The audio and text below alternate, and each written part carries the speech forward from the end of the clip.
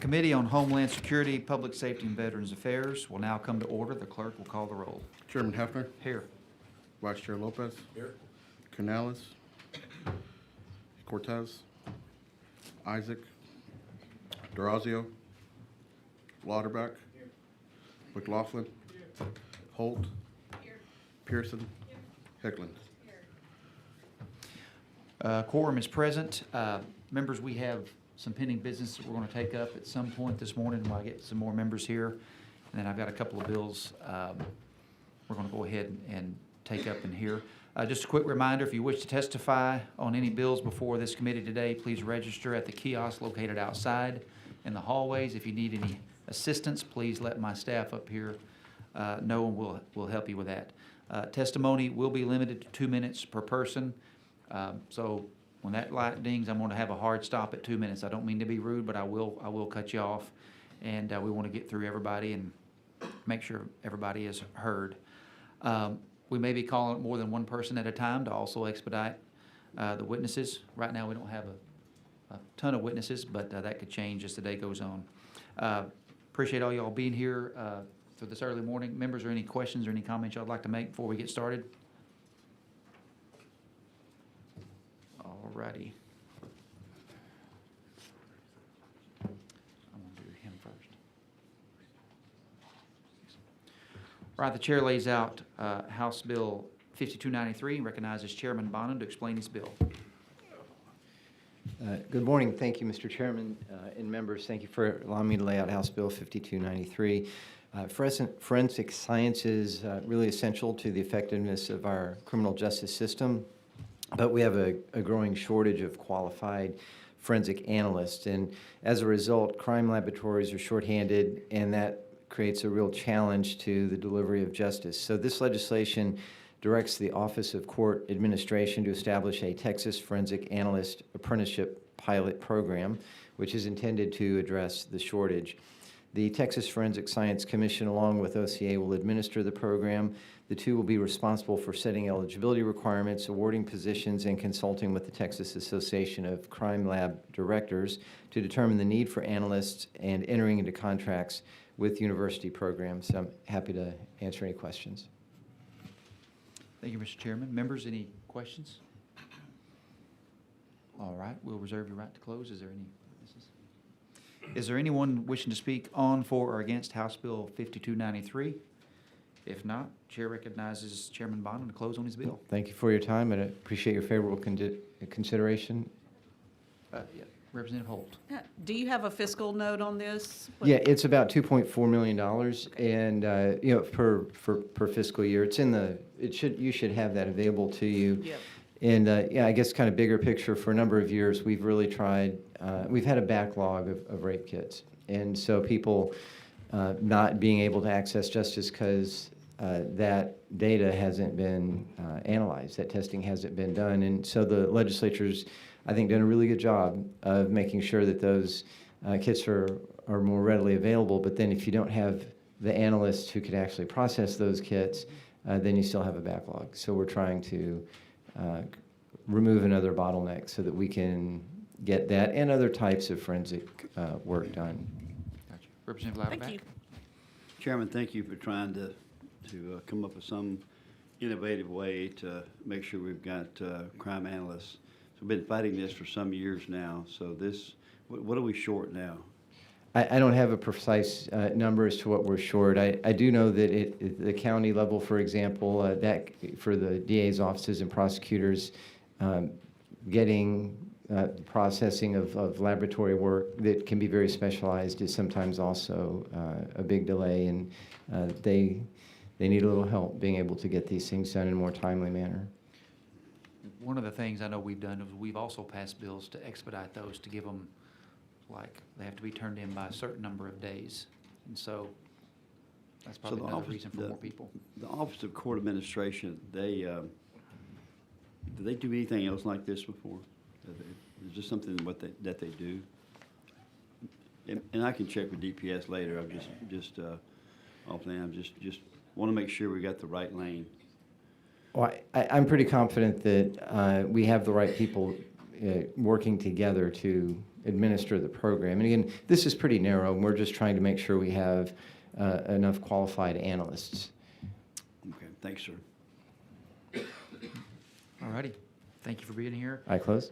Where did anybody?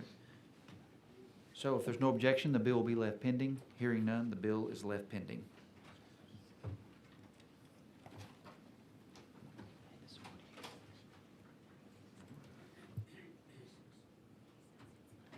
Members, we're going to hear one of my bills. I typically do go last, but we have DPS here, and they have a lot of important work to do today, so we're going to go ahead and call that bill up. So go ahead there. The chair lays out Senate Bill 36 and recognizes Chairman Hefner.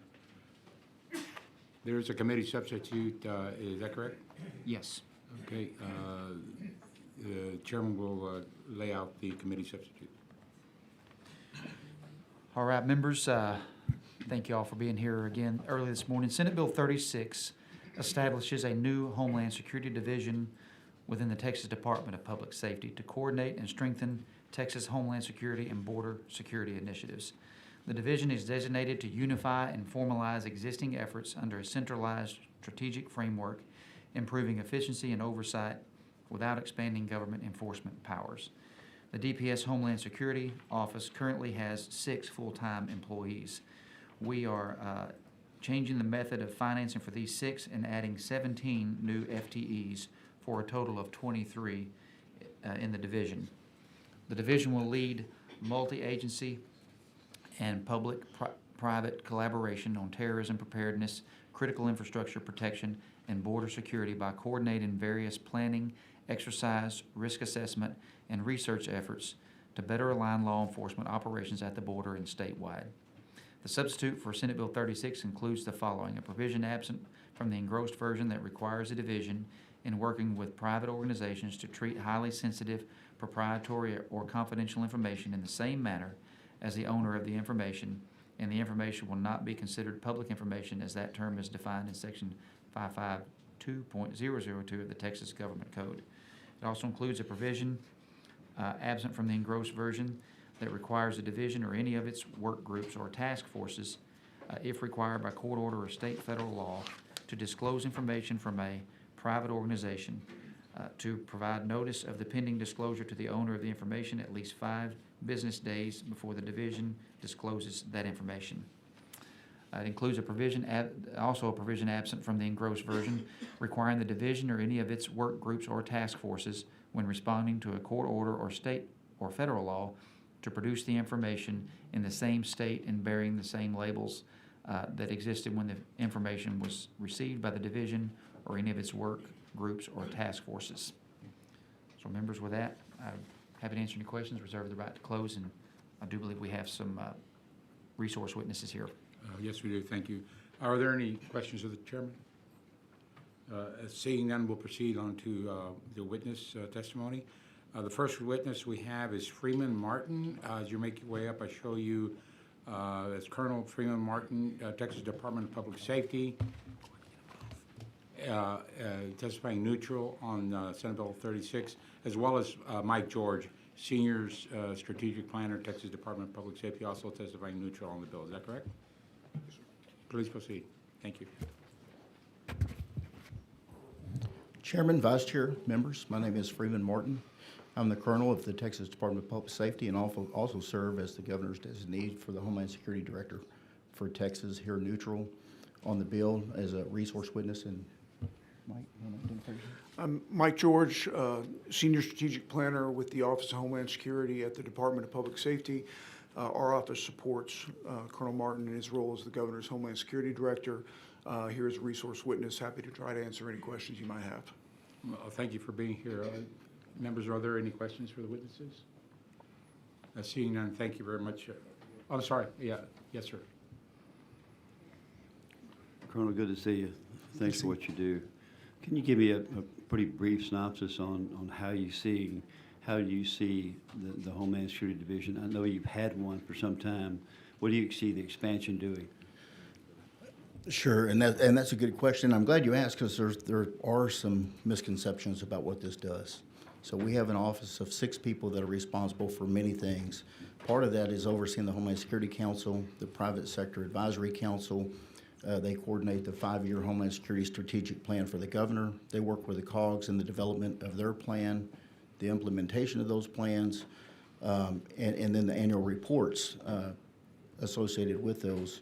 But they also do mass casualty workshop events, BMAP program with the DHS, the bomb-making materials awareness program. We have 2 guys assigned to critical infrastructure. There's a ton of work to be done. What this does is really, some people think that we're going to pull troopers and make them intelligence officers. That's not what this is. This is to coordinate the Office of Homeland Security under the Department of Public Safety with the Intelligence and Counterterrorism Division, our participation in the Joint Terrorism Task Force, the Border Security Operations, the intelligence, collecting the information, analyzing the information, disseminating the information, and the coordination with all the state and local and federal partners involved in border security, and run that as one program rather than a bunch of individual units under different divisions. Pull that all in together as one unit to better analyze and disseminate the information that we have. Thank you. So you're going to cooperate with the with federal authorities with this group? Yes, sir.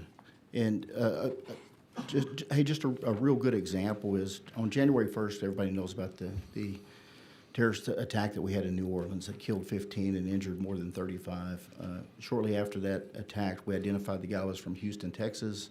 Within an hour, we had special agents, along with our JTTF partners, Houston PD and Harris County, sitting on a residence, and the guy had bomb-making materials that were used in the attack. And so there was a lot to sort through, but more importantly, shortly after that, we're directed to do many things by the governor on January the 7th. And that was everything that we were directed to do. There were about 20 priority actions that were identified and directed, and every one of those are actually incorporated in this bill to better prepare us to respond to those, to prevent, and then support our local and federal partners in the protection of critical infrastructure and hardening these targets. I think it's a good idea. Good bill. Thank you. Yeah, thank you, sir. Any other questions for the witnesses? Colonel, just real quickly, if you can kind of talk a little bit about the coordination between the intelligence gathering, the work that you do, and then how you disseminate that to others so that they can leverage that intelligence. For example, using the fusion centers across, the southern border. Sure, and I printed out this morning before I came over here. They're constantly receiving, analyzing, and pushing out data. It gets very confusing because a lot of stuff is law enforcement sensitive, is shared with only law enforcement. There are other stuff that's not actionable, and there's other intelligence that's not, a crime hasn't been committed. And our fusion center is kind of really a model for the nation. But we have FBI, Department of Homeland Security, Border Patrol, all under one umbrella in the Texas Fusion Center. So they work really closely together at all this information we have, and border security is a good example. We have a lot of third-party data, and we push out weekly reports. We share stuff with the legislature. But some of that data is not ours. So we have to work with our federal partners on what we can share and how we share that. This office is really going to help us with that, especially related to borders. We have the Joint Operation Intelligence Centers on the border, our BLOs that work with local and federal intelligence on the Mexican side and provide all that information to Austin, to the Fusion Center and the Border Security Operations Center. But then what do we do with it? To take that a step further, as far as gathering the intel, every trooper is trained when they encounter people on the roadway that might be no criminal activity. There's no offense committed, but there's information that needs to be shared in the SAR network. And so this guy stopped in Tennessee 2 days later when then they realized that a trooper did a suspicious activity report on him because he was watching troopers at a hotel in McAllen and had a walkie-talkie in the car. Well, we know he's a cartel scout, and that helps tie into these other investigations when they get caught up, when people we identify. So all that feeds into the network. That is actually not shared with anybody until we get another report. And they got to collect the dots before they can connect the dots, if that makes any sense. No, no, absolutely. Yes, sir. Gathering and sharing is important. Let the record show that Chairman Canales is present.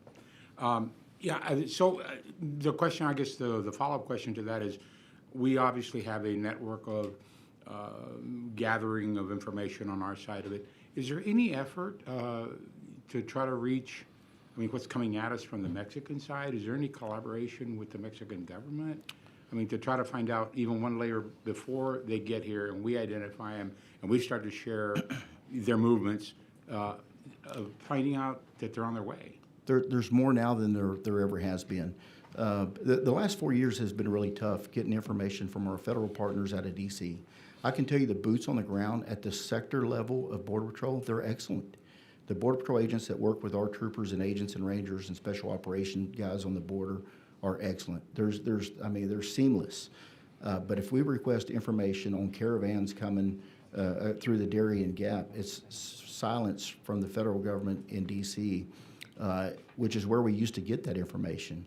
All that is turned back on. Of course, having Mike Banks as the Border Patrol, the chief, has helped. Our Mexican counterparts are actually sharing more information than they have previously. And it's been up and down. There's a lot of corruption. So the state of Coahuila worked very closely with us for a period of time. They had an election. They got a new governor. And then the Secretary of Security that worked with us, she left and it changed. We couldn't get that much cooperation anymore. It's really fluid. If a gang member on the south side of the river fires at a trooper, agent, a ranger, a Texas Military Department, or Border Patrol, they know it's game on. So at that time, the local police will come in, or even the cartel will come in and take that member out because he's causing them business problems. They know what the reaction is going to be on our side of the border. And so it really helps with the spillover violence because it won't be tolerated in Texas. And what we've seen is just a big shift west. More people going to New Mexico, Arizona, and California, where we used to get 70% of the illegal migration. Now we only get about 30. That being said, those numbers are way down, but the criminal activity still occurs. Last week we arrested 101 arrests in Operation Lone Star, just DPS. So there's still smuggling, there's still drugs, there's still special interest aliens trying to navigate and get away from Border Patrol. What we don't have is large groups looking to surrender. But to answer your question, the intelligence is getting better and better. And the good thing now is the numbers are so low that Border Patrol is out patrolling. So there's many less gotaways. And we continue to work with our ranchers. Well, thank you for the progress and the safety you're providing for Texans and Americans both. Are there any other questions for the witnesses? Yes, sir. Thank you for being here, and thank Yes, you sir. for all y'all do on the border. I witnessed it firsthand, and y'all are truly first in the nation, and y'all's ability to protect the borders doesn't go unnoted.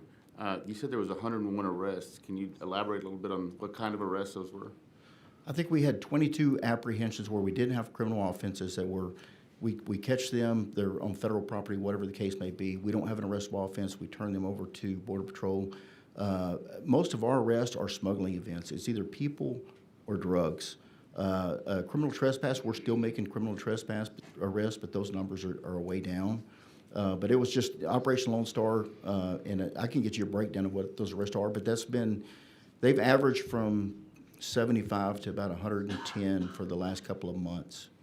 So in most of those, for example, we're still having 10, 12 pursuits a week. Those are either stolen vehicles or they're smuggling. It might be one or two migrants. They're not big groups. Is most of the stuff that you all catch, does it come through in commercial vehicles or bridge crossings, actual crossings, vehicular crossings? It's really hard to say. We work more between the point of entries. A lot of times it'll cross the river, it'll stay in a stash house, then it's loaded into a vehicle or commercial vehicle and crosses. When we do bridge inspections are pretty hot topic. There's no drugs pass through the point of entries when we're doing bridge inspections. Everything is pushed to the river. But when we're not doing bridge inspections and they're only actively searching a small percentage of the vehicles, then the point of entries picks up. But most of the federal seizures are at the point of entries on the bridges.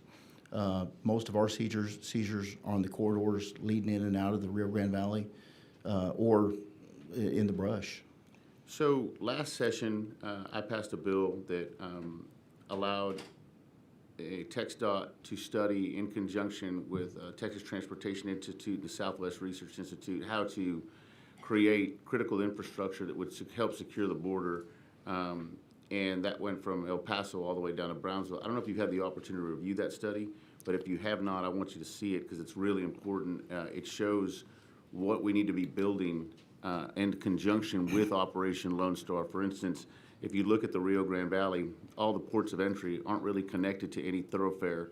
But right now, we've got the 365 under construction with the IBTC, which is the International Bridge Trade Corridor that connects to Highway 68. And so the goal would be that all the commercial traffic from the ports of entry get funneled down sort of a cattle chute. We know where they're at, which would assist you guys in saying these, because right now as they cross, I'll digress, when they cross, they just spider off and we don't know exactly where they're at. And this way, if we've got the critical infrastructure that moves the commercial traffic north down a corridor, you've got a better idea of what, because most people that are moving cocaine, heroin, methamphetamine, they're trying to do so. They're not generally always crossing the river. They try to do so in commercial vehicles headed north. And so if you haven't seen that study, I'd love to have them get it to you because it is truly important. They spent a lot of money and they spent a lot of time and effort, and it talks a lot about how it can collaborate with you guys. Have you seen that study at all? I read that probably a year and a half, 2 years ago. No, this one's new. This is a new one. So there's several studies. I read one that was very comprehensive a couple of years ago, and we looked at everything from satellite technology to Nuon technology to, and actually last week I met with Customs and Border Protection, CBP, and these are career employees of CBP that say that some of the same technology that was referenced in that study a year and a half ago that I looked at, they are actually, it's very expensive. And their comment to me was that they've never been funded. They knew technology existed. They're still using sensors and all this old, outdated, yesterday's technology. But they said they are funded. So without going into details, and they have contract and procurement issues, but everything from buoy barriers to satellite technology to, so they're about to make a large investment. And I was really asked because we're looking at drawbridge. Is there a need? We're in legislative session. Is there a need to continue the funding for drawbridge? Because right now it's 70% of the situational awareness for Border Patrol. But they assured us that there's going to be some investments at the federal level in some of this technology, including, for the bridges to expedite these inspections and anomalies in these loads that cross the bridges. So this study took place over the interim, and you may or may not have seen it, but I'd want to get it to you because it's truly interesting. And one of the things it points out, for instance, things that are not done, there is the advanced inspection station coming off the Port of Far that's not complete, and it says why it's not complete, because it need to get tied in. I know there's been big advancements in getting that tied in to working to the network, so to speak. Well, I want to thank you because y'all do a hell of a job, and appreciate all y'all do, and we're here to collaborate with you. I did want to make a last point is to let you know that every day we know y'all put y'all's lives on the line, and we're grateful. Thank you, Chairman. Yeah, thank you. Are there any more questions of the witnesses? Seeing none, thank you very much for your testimony. Is there anyone else who wishes to testify on, for, or against Senate Bill 36? If not, the chair recognizes Chairman Hefner to close on the bill. And oh, I'm sorry. Sir? I'm sorry, I did not see him on the screen. Forgive me. Yeah, we'll call you up. Absolutely. This one? Yeah. Okay. See both of them. Got it. Okay, let me call up both Sheriff Bobby Vickery from the Sheriff's Association of Texas and testifying on behalf of them and yourself for the bill, as well as Amand Blair, Senior Fellow, Texas Public Policy Foundation, testifying for the bill, and welcome, gentlemen. Good morning, Agree? Chair Hefner, members of the committee. I'm going to try to move this a little bit away because I am, for my size, a little bit loud. I am Sheriff Vickery, Calhoun County, elected in 16. Have been in office since then. Here and representing the Sheriff's Association of Texas, as well as myself on this bill. Homeland Security is a very broad and encompassing term, but it means a border security. It means critical infrastructure and a coordination with local, state, and federal law enforcement.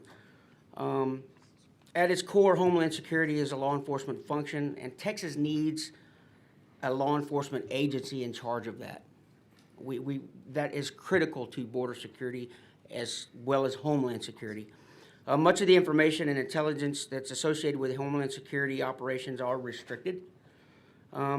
It can be it's law enforcement sensitive and have a secret or even a top secret clearance to receive it. And those of you who've held a top secret clearance know that it's a two-part test. It's, do you have the clearance to get it, and do you really need to know? But it's just not about having the proper clearance or a need to know. There's been a lot of operations and incidents in the state where federal law enforcement military partners were prohibited from sharing intelligence on the local level.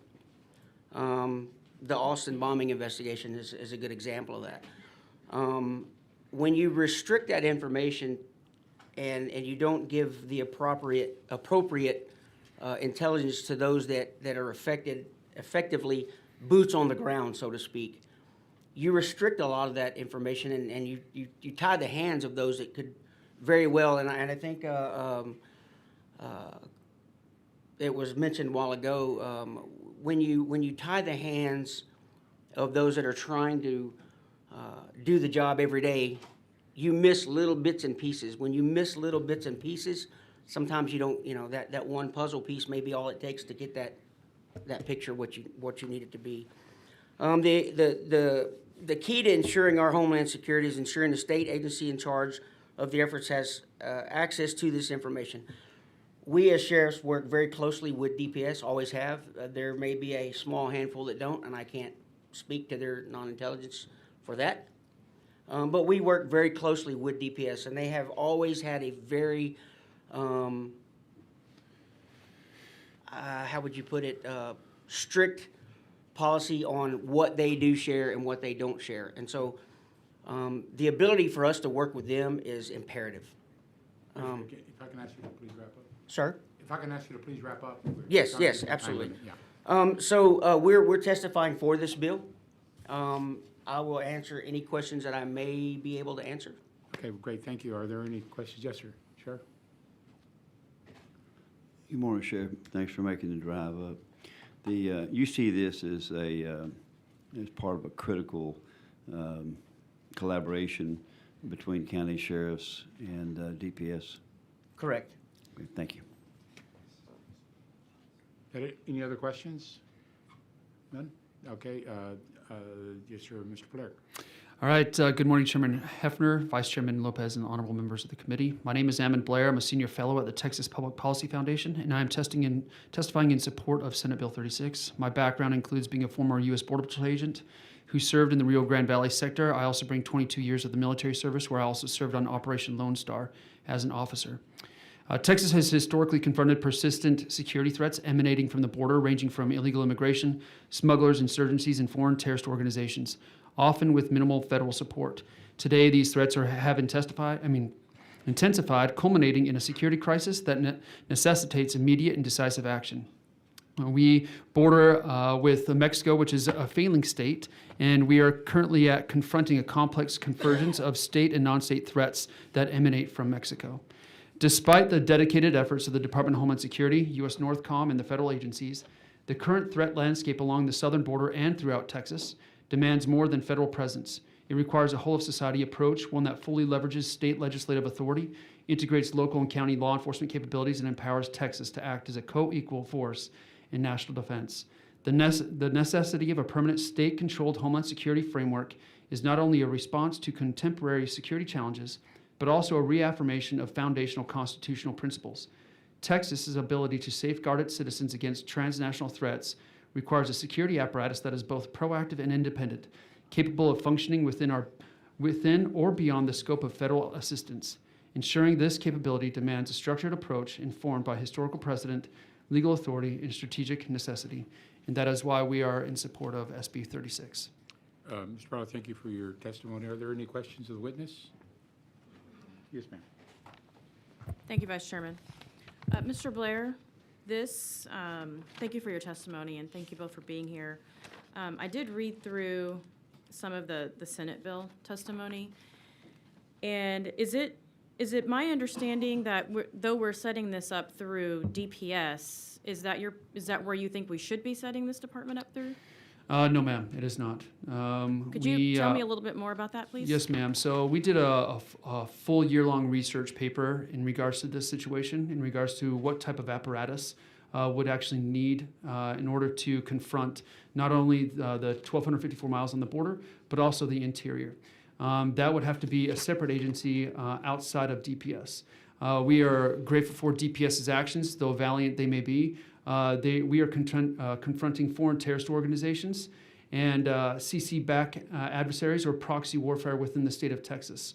A law enforcement agency does not have the capability or capacity to counter foreign terrorist organizations. We see this as it stands now.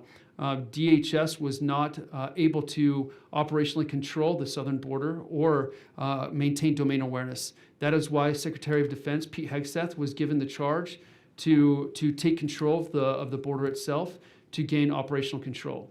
It is a military function to counter foreign terrorist organizations, not just a local law enforcement. Now, we do agree that DPS needs to be fully in support of and along those lines and with them, as well as the sheriffs, all the way from bottom up down, from top down. And so because of that, just like whenever you're dealing with a foreign terrorist organization like in Afghanistan, where it's a foreign internal defense, you wouldn't have a state or a law enforcement agency conduct or coordinate efforts to counter the Taliban. We're saying the same thing. The Mexican cartels are or they are not foreign terrorist organizations. And if they are, then we need to hit them with the exact same capabilities that we would hit the Taliban with. So then how would you set it up for Texas? Yes, ma'am. So there were 3 courses of action that we looked at when we did the research. The first one was an actual separate agency, where it would be directly tied with the governor, would be in direct control of that agency. And then the second one would be under the military department itself, where it would be controlled by and directed by U.S. Northcom and what they're currently doing with Secretary of Defense Pete Hegseth. And then the third one, which is the one that's being present today in SB 36, would be under DPS. We see that as the last resort in terms of coordinating all lines of effort. And so if your concerns there are being effective through capability, infrastructure, et cetera, out of the 3, which one are you recommending the most? We're actually recommending a separate agency that Okay. entirely to control and to coordinate all these efforts. Okay, thank you very much. Thank you. Are there any other questions? Yes, sir. Okay, so I would not go out on a limb. I will tell you that I believe that they are terrorist organizations. The cartel is a terrorist organization. But you would agree with me that they're significantly or starkly different from the types of terrorist organizations which are facing in Afghanistan as far as the activity. Oh, that's a great question. Thank you, sir. So the Mexican cartels operate differently, yes, than they do even in Mexico. As you look at Mexico, you're going to see the hyperviolence. It's scheduled like a Geneva III Convention on non-interstate conflict, right? However, inside the United States, they run by proxy. They conduct proxy warfare, just like the CCP does with their proxies inside the United States. So they use intermediaries, subcontractors, and contractors inside the United States while they're controlling it all in Mexico. So the cartels are actually larger than the Taliban. The cartels are in over 60 countries. The U.S. is not the only country. And so they do operate differently in the United States based off of how we also counter. Just like what the Colonel said earlier, that the Mexican cartels, they're really, they limit themselves on the type of violent action that they have because they don't want the full force of the U.S. Northcom to go against them. Gotcha. So, and the reason I bring that up is because the tactical experience that DPS has, having confronted them for decades on the front border, I don't believe there's any law enforcement agency that has more experience with this particular type of terrorist organization. And so I understand that your position is this needs to be a separate deal and that your analysis is, but I think that there has to be a great weight placed on the amount of time, effort, energy, and experience that DPS already has. They know the ins and the outs. They know the border and have been there. As long as I've been in the legislature, we've been spending billions of dollars. There's no one that knows the nooks and crannies and where they're moving better than DPS. And so I think that no matter how you slice it, DPS has to be at the helm of this ship, no matter how you organize it. But I appreciate your testimony. Thank you, sir. Thank you. Sheriff Lauterbach? Morning, sir. I appreciate your coming to testify about this. But for the next 3.5 years, the border obviously is going to be in good shape. And short of this legislative session, that's just not capable of putting up another agency.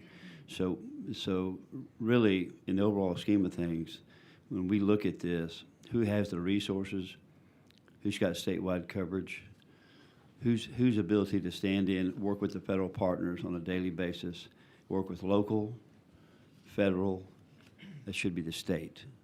So right now, the best look that we could possibly get, realistically, is state Homeland Security. Yes, sir, we agree. That's why we are in support of SB 36. We are 100% backing SB 36. We just state that there are better ways and means to conduct counter-terrorism within the state itself. We 100%, Representative Canales, we 100% agree that the DPS troopers have been on the ground fighting the cartels for a long time, just like local law enforcement in Afghanistan, just like the military there.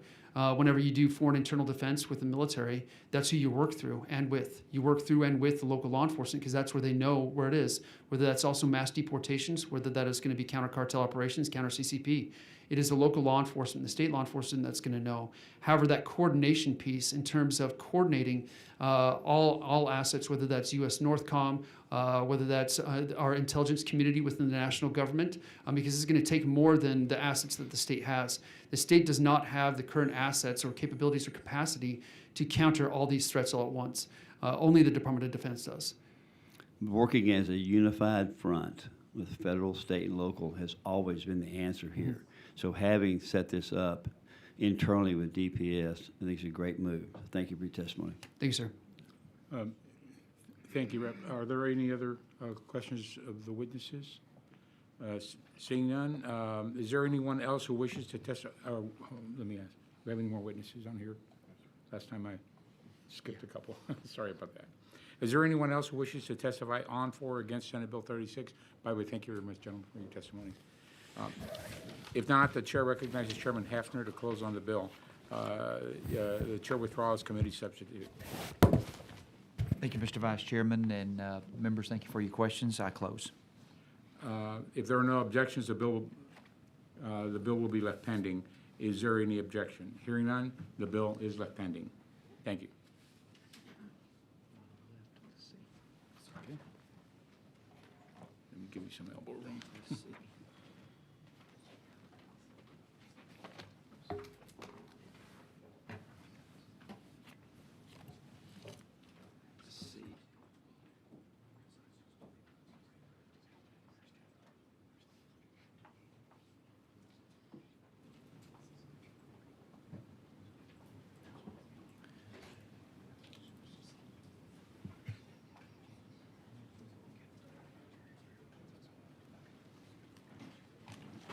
Okay, the chair lays out House Bill 4023 and recognizes Representative Raymond to explain the bill. The chair lays out a committee substitute. There is a committee sub, right? Yes, sir. The chair lands out to committee substitute, recognizes Representative Raymond to explain the bill. Thank you very much, Mr. Chairman, and thank you, members. Good morning.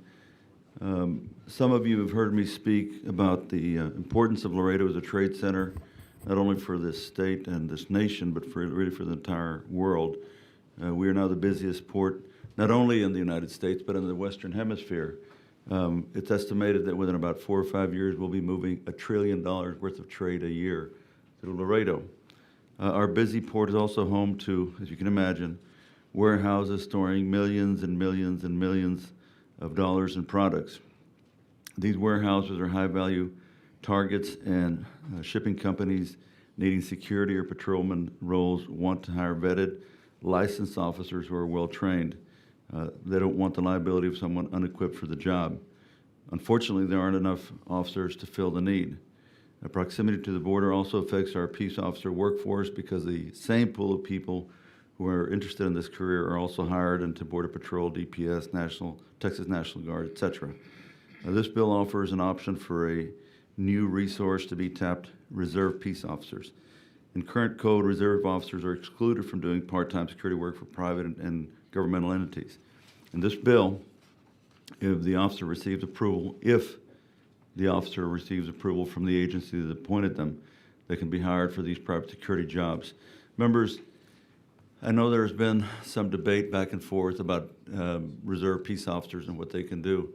What we did with this bill is it is bracketed. It is very specifically bracketed to Laredo, Texas, to Webb County, and no other county in the state. But we're a very unique county. And so I have told some that thought that they might have some concerns with this. We've also set this bill up, as I mentioned in the layout, where if you are a reserve officer, for example, under a sheriff or under a constable, if you're offered to go do work, that sponsoring officer has to approve it. So the sheriff would have to approve it, the constable would have to approve, whoever you're licensed under, whoever you're a reserve officer under.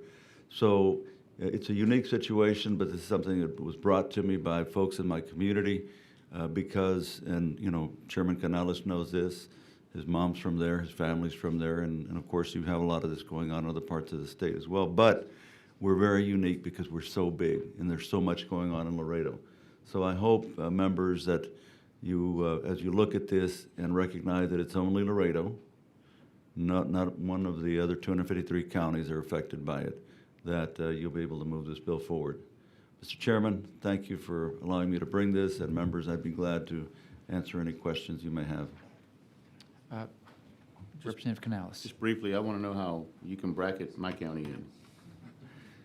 Well, we can't, Chairman, because, well, I mean, I did the best I could. I really did the best I could, Well, I hope recognizing that you work that. with me on a floor amendment, because I think that we'd love to be able to do that. We usually, you know, we've got 5 major ports of entry, not quite Laredo's status, Yeah. but that are some of the largest ports of entry, doing 40, 50, 60 to $100 billion a year in trade, moving tens of thousands of trucks. And so, although your situation is unique, it's not an isolated event, and I think that what you're doing is a great idea. We'd love to be able to participate in that. Well, Chairman, the other thing, though, is that you have, you know, in your area, you have about 4 times as many people as we do, right? So your workforce pool is bigger, right? And so there's that difference, of course. I guess what I would say is, you know, on the floor, you know, you get Sheriff Lauterbach to be for it, then probably it'd pass. But if not, then what we could do is try this for 2 years in Laredo and see how it goes, and you know, come back here and Chairman Hefner 2 years from now, well, we could see if we wanted to add to the counties. However, I did deal in good faith in talking to folks that might have some concerns for their parts of the state, saying that we wanted to try it here again because of our unique situation of the size and scope of our trade and the amount of warehouses and the billions. It's really billions of dollars, not millions of dollars of goods. And of course, what we're dealing with across the border, right across the border there as well. So with that, members, any other questions? Representative Sheriff. Lauterbach. More representative. Morning. You know, as you know, there's several bills that they're trying to tackle the huge the very large issue of private security and, Yes, sir. and how we handle that as law enforcement. So in doing so, one of the recommendations is for us to take a step back and look at all these things and then try to figure out how we can effectively tackle the security issue and the request for security for extra jobs that we have in the state, Yes, and sir. how best to utilize our reserve status, because as you know, the reserves are not allowed to do this. Yes, sir. So statewide, reserves not allowed to do this. Yes, sir. So, one of the proposals is to take a look at this and come up with a comprehensive way where we can tackle this problem head on, but effectively and smartly and efficiently try to make something work.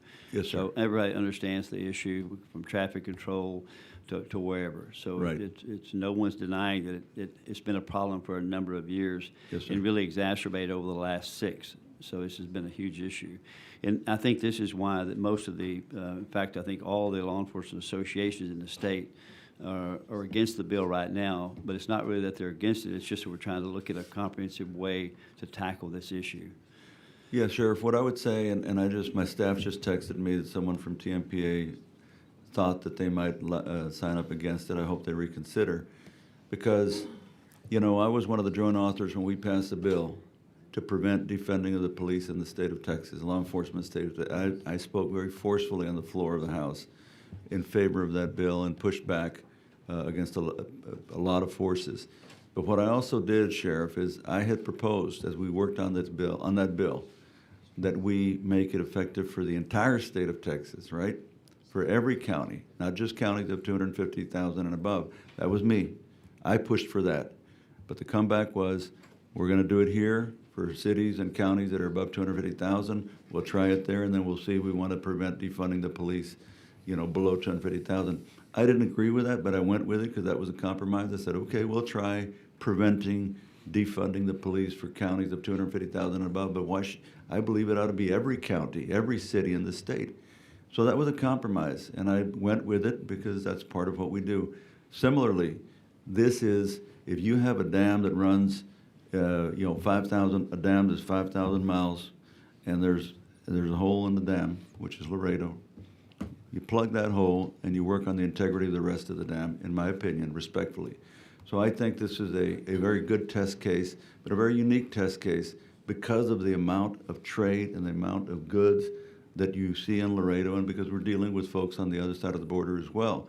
So whereas I respect and I appreciate what you're saying, Sheriff, I think that that really, with all respect to all my friends with whom I work so closely to help pass the bill to stop defunding the police, that this is one that you guys should be okay with. You really should objectively be okay with this because it's only Laredo and because we're such a unique situation being the busiest port in the Western Hemisphere. So with that, Sheriff, that's my response. But I appreciate what you're saying. I do. No one's questioning your support of law enforcement ever. In the history of you being here, we know that you're very stalwart in that. I think all that's being done is to take a look, and let's look at this from a statewide perspective, Yes, sir. including Laredo. Yes, sir. And come up with some very good policy that will work for everyone involved. And I'll support. Enhance. We're Yeah. trying to protect the badge. We're trying to protect the profession. Yes. So let's take a look at this, and I'll be happy to discuss it with you. And one of the things that, as I mentioned in the layout, and I don't think I'm not sure, Sheriff, I don't think others had said this, but maybe I'm wrong. But when I was shaping this bill and talking with my local law enforcement leaders, and we came up with this, that if a reserve officer is going to take another job, right, or is offered, that the sponsoring chief or sheriff would have to approve them. I don't think anybody said that. Maybe I'm wrong, but I think that's something that's unique in this bill. And by the way, that's something that probably should be looked at, I think, as we move forward. If we do something else statewide, that maybe individually, unless I don't want it, but where I as sheriff, I would want that. I would want that I have the veto, or because I can look at it on a case-by-case basis. When a reserve officer comes to me and says, hey, they're offering me this job to go protect this, and I'm the sheriff, and I look at it, and I'm okay, and I sign off on it. I hadn't heard anybody else say that, but that's what I've done in this bill. And so I think what starts to happen is this bill probably becomes you start getting some good ideas for my bill. If we pass it and it becomes law, you get some good ideas for what maybe you might want to do in other parts of the state. No, I think it's critical for the commissioning agency Yes, to sir. know where their individuals are working. So Absolutely. I think so. This is pretty basic knowledge. So that's something that's definitely required and definitely needed in your bill, any bill going forward. That's probably going to be part of just simply knowing where your men are working. Excellent. But we'll talk later. Thanks, Okay. sir. Appreciate Thanks, sir. Members, any other questions? Show Representatives Isaac and DeRazio present. Is there anyone else wishing to speak on, for, or against? Wait. Okay. We have some witnesses, and we reserve your right Do you to have, those. I thought you had one. Do you have more than one? We have 3. Okay. All right. Chair calls Enrique Longoria, Noeli Flores, and is that Gerardo Ramirez?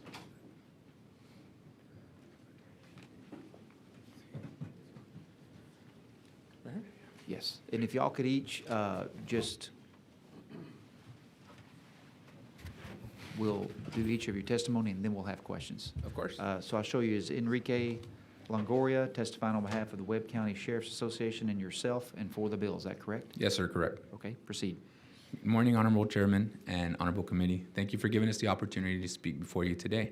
My name is Enrique Longoria, for the record. I am the president for the Webb County Deputy Sheriff's Association down there in Webb County, Laredo, Texas. I represent the association that's comprised of the brave men and women of the Webb County Sheriff's Office and their interests, and we are in strong support of this bill and hope that you see it the same way. Basically, to keep it to the 2-minute mark, it all boils down to public safety. More peace officers on the streets equates to better service for the community, safer communities, and just a better quality of life all around for our community. Piggybacking off what the representative said, Laredo is booming and trade is blowing up. So we are going to need more officers on the streets. Currently, we have a lot of security officers working some of these details, but it would behoove us to have better trained, fully commissioned peace officers out on the streets to assist us, God forbid, a situation may arise. Along that, they fill in the gap for law enforcement. They already do a lot of traffic jobs in our area, and if they could assist us with the industrial part of it as well, that would be a big help to us. Furthermore, I'm here to answer any questions that you may have. Okay. We'll go to the next one. Is it Noeli? Am I pronouncing that correct? Hi, good morning. It is Noeli Flores. Noeli Flores? Okay, you're testifying on behalf of Webb County Fairgrounds and yourself and for the bill? Yes, sir. Okay, please proceed. Good morning, Chairman and distinguished members of the committee. My name is Noeli Flores, and I'm here representing Webb County in my role as Assistant Operations Director of the 1848 Event Center, formerly known as the Webb County Fairgrounds in Laredo, Texas. I want to thank you for the opportunity to speak to you today regarding House Bill 4023. As the operations manager of a venue that hosts everything from concerts, festivals, our annual county fair, to weddings, birthday parties, and family reunions, I know firsthand the challenges that comes with protecting large crowds. We attract thousands of attendees, not just from across Texas, but also from Mexico and beyond because of Laredo's unique position as a border community. Public safety is always our top priority for every event we plan. Having peace officers on site is essential. Their presence not only deters potential threats, but ensures rapid professional response if something goes wrong. However, it is often difficult to secure enough active duty officers, especially for outdoor events and during peak times. That's why I'm urging you to support the ability to hire reserve peace officers to work off-duty or moonlight at public events. Doing so would significantly strengthen our ability to maintain safe environments without burdening local departments. Unfortunately, we have all seen what happens when events go south, even with robust security plans in place. Just a few is Astro World Festival. It happened in 2021. The State Fair in October 23, Round Rock Juneteenth Festival, and the Pasadena High School Band event. where these incidents, though very difficult, share one truth, and that is trained peace officers save lives. Whether on or off duty, their experience in handling large crowds, de-escalating conflict, and responding to threats is unmatched. House Bill 4023 will allow us to hire trained law enforcement professionals to assist during events and get compensated, which simply adds more capable hands on the ground when we need them the most. All righty, thank you. I show you, Richard, is it Gerardo Ramirez testifying on behalf of the Webb County Fairgrounds and yourself and for the bill, is that correct? Yes, sir. Go ahead. Chairman, members of the committee, good morning. My name is Gerardo Ramirez, and I proudly serve as the bailiff for the Webb County Justice of the Peace Precinct 4 and as Chief Security of the 1848 Event Center located in the Webb County Fairgrounds in Laredo, Texas. I am grateful for the opportunity to speak before you in favor of House Bill 4023. I come before you not as a politician, but an active police, 35 years of active police officer. 25 years as an officer with the Laredo Police Department, 10 years as the chief of the Webb County Constable Precinct 4, and someone who sees firsthand the day-to-day needs of our communities, particularly in event venues. The duties of performance span from ensuring court security, enforcing orders, to overseeing public safety operations at large community events, festivals, concerts, and gatherings. Not being able to compensate or merely recruit reserve peace officers to work public and or public events risk weakening a weak critical component of our law enforcement infrastructure, our reserve peace officers. These men and women are trained, certified, and often bring years, if not decades, of experience to the job. Yet these current restrictions seem to disregard the value by proposing limitations on how and when they can serve. In communities like mine, there are moments, whether due to staffing shortages, emergency illness, or special events, when full-time officers simply are not available. That's when reserve peace officers step up. They aren't part-time help. They are vital partners who fill essential gaps in coverage without complaint and without compensation. These officers bring deep local knowledge, specialized training, and unwavering commitment to public safety. We rely on them to ensure that justice continues to function, that public events remain safe, and that our presence is felt when it matters most. Curtailing their authority or availability makes it significantly harder for counties like Webb to meet our basic public safety needs. Instead of restricting their role, we should be empowering these officers by providing more training opportunities, clearer guidance, and resources they need to succeed. With the proper oversight and support, reserve peace officers can continue to serve as dependable, qualified force multiplier on our full-time units and hopefully get compensated. I respectfully urge the committee to consider the real impact of the legislation in places like Webb County and far beyond. Compensated reserve officers are not a luxury. They are a necessity. Thank you for your time and your continued commitment to the safety for all Texans. Thank you. Thank you for your testimony. Members, any questions for these witnesses? Sheriff Louderback. Thanks for your testimony. So, Mr. Longoria. Yes, sir. The Webb County Sheriff, Mr. Cuellar, Sheriff Cuellar, and the Laredo PD, so these people could be, these officers could be contracted with Laredo PD or the sheriff there and to come work the fairgrounds, is that correct? Contracted in regard to work in the fairgrounds, Yes. sir? I believe as it stands, if I'm not mistaken, Ms. Noeli, as it stands, it's open to Webb County peace officers, active Webb County peace officers, due to the fact that reserve peace officers are not entitled to work security. So is he here, is the sheriff here, or police chief here to testify? Negative, sir. I'm testifying on behalf of our Deputy Sheriff's Association. We are our labor union in our area. I'm not associated with the county at any point in this time right now. You're not associated with the county? I'm coming to testify under the capacity of the Deputy Sheriff's Association. I am a fully commissioned sergeant with the Webb County Sheriff's Office, but I'm here under the guise of Deputy Sheriff's Association. I serve as the current president. Yes, sir.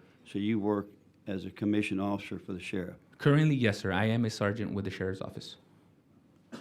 Okay, So the way it works, sir, for the county events, fully commissioned peace officers that are active with the county are allotted the opportunity to work these events due to the fact that reserve officers do not have that ability.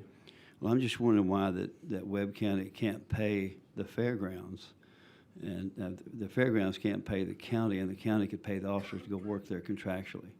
Yes, sir, they do pay at an overtime rate. The thing is, since we are a unique community where we do have a lot of border security grants, a lot of our officers are working Operation Lone Star, Operation Stone Garden. We're out there safeguarding the community with border means. But I guess it puts them in an awkward position or in a predicament because there are not enough peace officers to cover their events since we're out working out by the riverbed, you know, trying to deter immigration and trying to deter any unlawful acts on the border. So is the sheriff's office are they fully staffed? Yes, sir. Like I said, I'm not here to speak under that capacity. I wouldn't be able to tell you. I'm here under our labor union capacity. But our agency is comprised of brave men and women. We do what we can with what we have, and we're doing an outstanding job down there by the border, sir. So you understand there's a statewide prohibition on reserves working private security? Yes, sir. I understand that.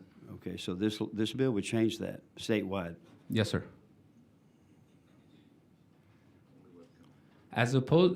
From my understanding, this bill is directly for Webb County as it stands, correct? Well, it is bracketed to Webb County, but it certainly brings in a lot of other things here involving commissions. Yes, sir. And other state laws that are at play here. So this is not just this will certainly lead into a T-code issue and, Yes, sir. and something that is going to encompass the state. And but thank you. Yes, sir. Can I add something to that, sir? Go ahead. I'm the chief security at the fairgrounds. Now, you're private security. I'm the chief security employed by Webb County. Who are you paid by? By Webb County. Okay, so. Webb County? Yes. By the fairgrounds? Yes, sir. Okay. On a Are supplementary. you a licensed peace officer? Yes, I am. I'm a reserve. I was an active police officer with the Laredo Police Department for 25 years, 10 years as the chief for the Webb County Constable Precinct 4. So I've been an active police officer for over 35 years. So I still have all my friends at the Laredo Police Department where I call them and ask them if they want to come work because they're active police officers. And they don't come work because they have Stone Garden, they have all these other details over there at the Laredo Police Department, so they're not able to come work. I call some of my friends at the Webb County Sheriff's Department, they're also busy. They have their part-times or their Stone Gardens, whatever. So that's why we're advocating for reserve peace officers to be able to be compensated. So I can call them, because I have a lot of friends that are reserve peace officers, retired just like me, that will come and work. And you're talking about people that have worked for 20 years or more, are retired, have gone through the whole 9 yards like I did, homicides, stabbings, fatalities, burglaries, all that stuff. That's what I'm advocating. Officers that have 20 years of service, then they retire, they get their license picked up by the SO, PD, or the Constable Department, and be a reserve officer. So we are experienced, and we're able to perform the duties. And that's who I want at the fairgrounds. When we have all these concerts, all these venues that we have there, that's who I want. I don't want just any reserve peace officer that went to the academy, got his license, and wants to work and not really work for a law enforcement entity and just be a reserve peace officer so they can work on the site. No, I'm talking about retired peace officers. Me, 35 years. Other officers that I have friends that have retired from PD, those are the people that I want to call and recruit and come and work with me at the fairgrounds. But we don't get compensated. So that's why we're here, so they can be compensated and I can get them to come and help me out on those big venues of 8,000, 10,000 people there at the county when we have those concerts, those gatherings and all that stuff. So I just wanted to add that to your question, sir. Yes, sir. You understand this is a very large problem for the state. Mm-hmm. And so we're just advocating that we need to take a step back and make a very good, smart, intelligent decision about how we're going to proceed forward. Yes, sir. Yeah, thank you. Members, any other questions? All right, we appreciate y'all being here. Thank you for your testimony. Is there anyone else wishing to speak on, for, or against House Bill 4023? If not, the chair recognizes Representative Raymond to close on the measure. Thank you, Mr. Chairman and members, and thank you, Sheriff. And members, there is a reason why periodically we will pass a bill that is bracketed to a very specific part of the state or a specific county. I mean, we've passed bills through the years that only affect Harris County. We've passed bills through the years, and I'll say this for the benefit of a couple of members who weren't here when I laid out my bill, that when we passed a bill to prevent defunding the police, which I was a joint author on that bill and worked very hard on it, I wanted it to be for the entire state. But, what I was told is we were going to go with counties that were 250,000 or above. And so we went with that. So that left out a lot of counties, as you might imagine. But that's okay. That's what we did. That's what we do. Mr. Hefner was here. Chairman Canales was here. I think you were the only ones that were here. But Ray was here. And that's the way we passed the bill. Similarly, because Laredo was a unique situation, this is a place where I think we're proposing to do it right. Yes, we have these other events like fairgrounds and all, and there's heightened alert because we get bomb threats. As you know, we get bomb threats on the border all the time. But beyond that, it's all the warehouses, all the billions of dollars of goods that are sitting there where the owners want people that are actually TCOL certified and prepared to do a better job should it be necessary. So, as I said, Sheriff, I appreciate where you're coming from. I do. I have a great deal of respect for law enforcement, period, and certainly for sheriffs. And I might say thank you to the witnesses from Laredo representing the Sheriff's Association, the Sheriff's Deputies Association, Constable Association, and the county itself. I appreciate them coming up and sort of helping you get a better idea of how we're so sort of uniquely situated in Laredo. Yes, sir. Sheriff Louderback. Representative Raymond, I appreciate you so much wanting to get involved in this and try to help. I'd make one request. Yes, sir. Today and at the back of the room to your left is TCO. Yes, sir. The director, Greg Stevens. So if you can get with them, because they can tell you about the huge impact that a bill of this time would have on the state. And they're our licensing, TCO is our licensing agency. Mm-hmm. So I would urge you to talk with them today quickly and find out some more information about it. I would be glad to. I've worked with TCO forever, and love those guys. And appreciate the Amarillo, or is it Lubbock? I forget. Amarillo. The Amarillo perspective that we now have at TCO. But I feel certain, but we'll see, that we worked very hard to write this bill up in a way that would not affect any of the other 253 counties. I think that's what we do here. As I said, we've passed bills in my 31 years here. We've passed bills many, many, many, many times that were bracketed to just one county, one city, one area of the state. We have to do that. Texas is so big. You know, we might as well be 5 states, right? Maybe 6. But I will do that, Sheriff, absolutely, because I would love to have everyone's support on it, respecting concerns that others may have as well. Thanks, sir. Yes, sir. All right, if there's no other questions, the chair withdraws the committee substitute. If there's no objection, the bill will be left pending. Hearing no objection, the bill is left pending. And I just on a personal note, Chairman, if I could, time passes. I've known Noelle since she was a little girl, and it's wonderful to see her grown up and be a grown up, and she's a mom and wife and all that stuff. Her dad was sheriff, so she's been around law enforcement pretty much all her life as well. So appreciate her being here as well. Thank you all, members. Thank you, sir. All right, members, it's the chair's intent to take up some pending business. I have several bills that we're going to take action on here. And for the members waiting, so you know, I'm going to hear Representative Holt's bill next. She has a family medical issue to deal with back home, and so we're going to get her done before the floor. And so if we have time, we will come back to these bills, but just so y'all know what the intent is. So with that, the chair lays out as pending business House Bill 127 by Chairman Wilson. Members, this is the bill that we heard previously relating to the measures to protect public institutions of higher education from foreign adversaries and to the prosecution of the criminal offense of theft of trade secrets, providing civil and administrative penalties, increasing a criminal penalty. The chair offers a committee substitute. Is there objection to the adoption of the committee substitute? The chair hears none. The substitute is adopted. The chair moves that House Bill 127 as substitute to be reported favorably to the full House with the recommendation that it do pass and be printed. The clerk will call the roll. Chairman Hefner, Aye. Vice Chair Lopez, Aye.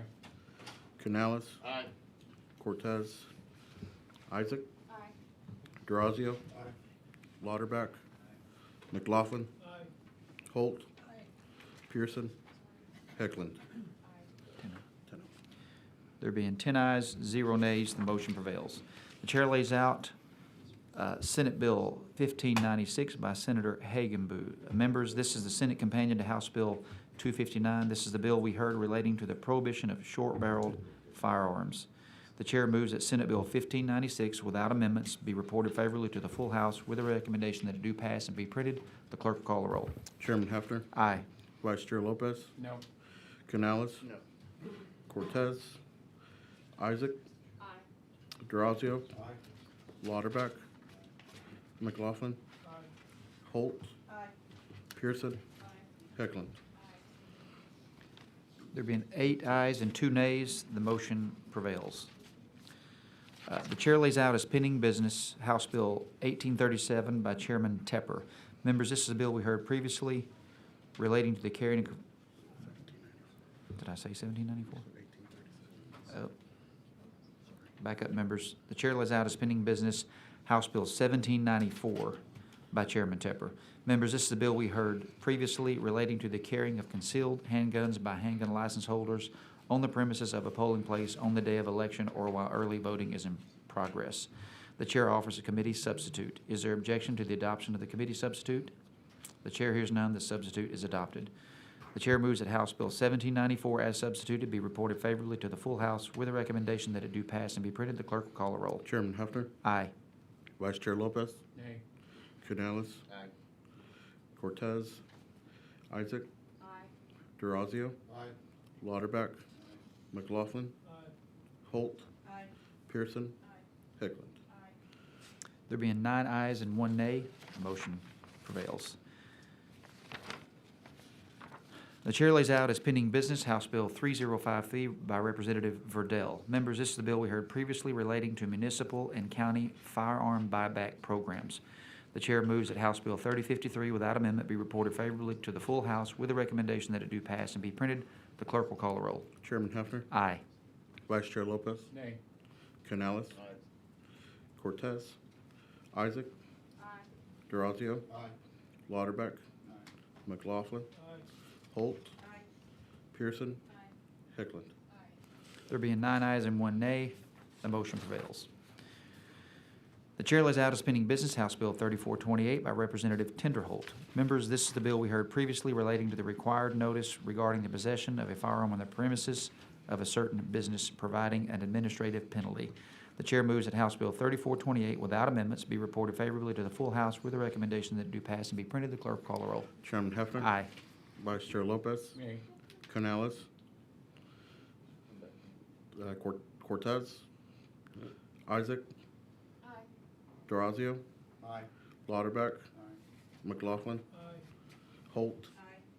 Pearson. Heckland. Canales. There being 9 ayes and 1 nay, the motion prevails. The chair lays out as pending business House Bill 1777 by Representative Eddie Morales. Members, this is a bill we heard previously relating to a designation of a person's driver's license or personal identification certificate that the person is a registered sex offender. The chair moves that House Bill 1777, but without amendments, be reported favorably to the full House with a recommendation that it do pass and be printed. The clerk will call the roll. Chairman Hefner, Aye. Vice Chair Lopez, Aye. Canales.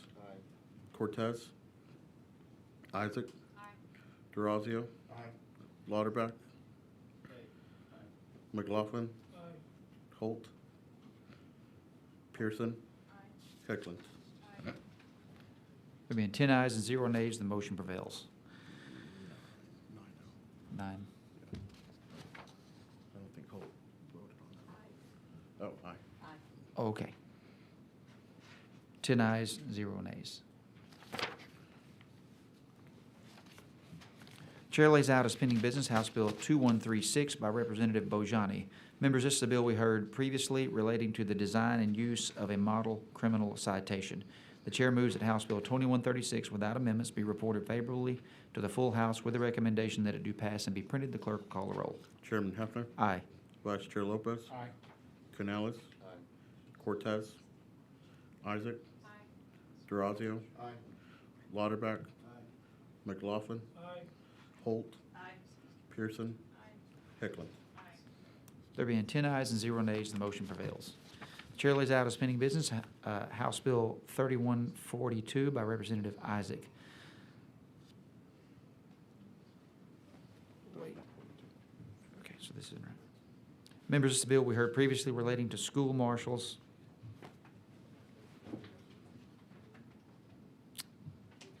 Did we already?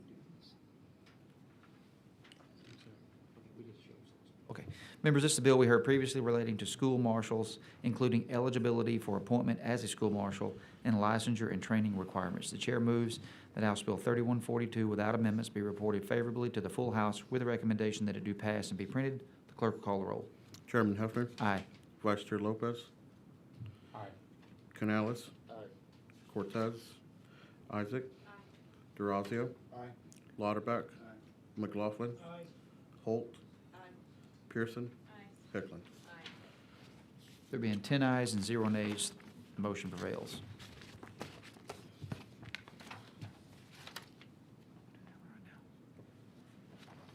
The chair lays out as pending business House Bill 4155 by Representative Manuel. Members, this is a bill we heard relating to the creation of a Family Violence Criminal Homicide Prevention Task Force. The chair moves that House Bill 4155 without amendment be reported favorably to the full House with a recommendation that it do pass and be printed. The clerk will call the roll. Chairman Hefner, Aye. Vice Chair Lopez, Aye. Canales,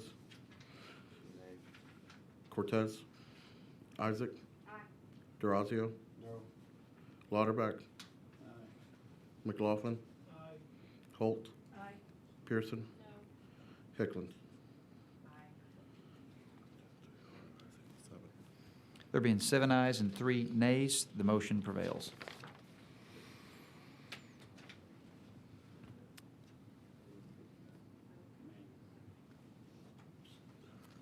Which one is it?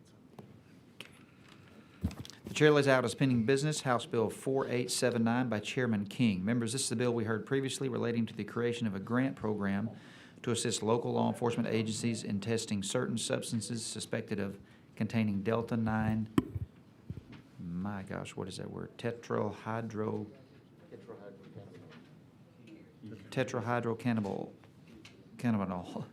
The chair offers a committee substitute. Is there objection to the adoption of the committee substitute? Hearing none, the substitute is adopted. The chair moves that House Bill 4879 as substitute to be reported favorably to the full House with a recommendation that it do pass and be printed. The clerk will call the roll. Chairman Hefner, Aye. Vice Chair Lopez, No. Canales, Cortez, Isaac, Durazio, Lauterbach, McLaughlin, Holt, Pearson, Hicklin. 8 ayes and 2 nays, the motion prevails.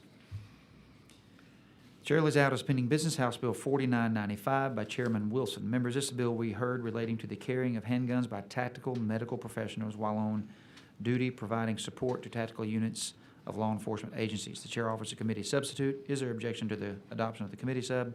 Hearing none, the substitute is adopted. The chair moves that House Bill 4995 as substitute to be reported favorably to the full House with a recommendation that it do pass and be printed. The clerk call the roll. Chairman Hefner, Aye. Vice Chair Lopez, Aye. Canales, Cortez, Isaac, Durazio, Lauterbach, McLaughlin, Holt, Pearson, Hicklin.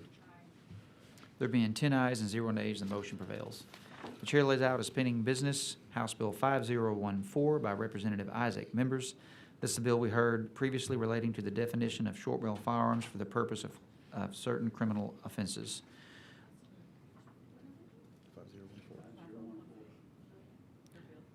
The chair moves that House Bill 5014 without amendments be reported favorably to the full House with a recommendation that it do pass.